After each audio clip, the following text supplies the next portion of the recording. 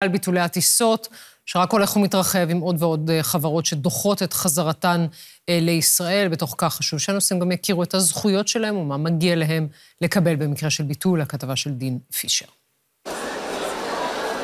עשרות אלפי כרטיסי טיסה התבטלו בשבועות האחרונים, כשחברות התעופה הזרות ביטלו את הגעתן לישראל. זו לא הפעם הראשונה מאז תחילת המלחמה, אך הפעם נדמה שהמצב חמור מהרגיל. החברות הזרות ממשיכות לדחות את חזרתן ארצה, ומשאירות את הנוסעים הישראלים בחוסר ודאות גדול וממושך. הבסיס קודם כל זה שהישראלי רוצה לנסוע. כולם רוצים לנסוע. לכולם יש את החשק הזה לנסוע, וכולם רוצים את החופשה שלהם ולא לוותר על זה.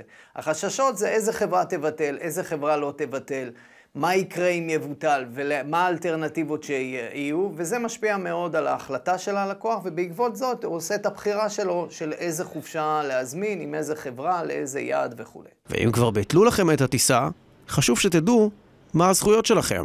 כאשר הטיסה בוטלה, לנוסע מגיעים 3 דברים. מגיעים לו שירותי סיוע, במובן הזה שצריכה לספק לו מלון, צריכה לספק לו מזון או שתייה, והסעה משדה התעופה לבית המלון. לנוסע מגיע גם טיסה חלופית או השבת התמורה. נוסף לכל הדברים האלו גם מגיע לו פיצוי כספי.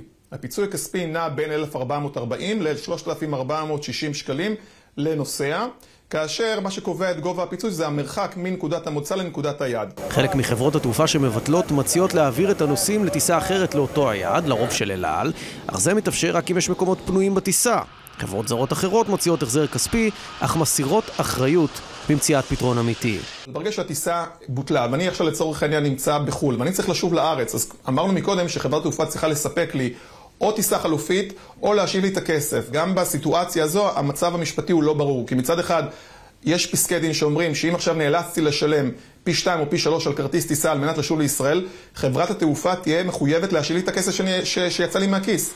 לעומת זאת, יש גם פסקי דין אחרים שבאים ואומרים לא, חברת תעופה צריכה להשיב לך את הכסף, או לספק לך כרטיס טיסה חלופי, לא אמורה להשיב לך את הנזק הריאלי שנגרם כתוצאה מהביטול.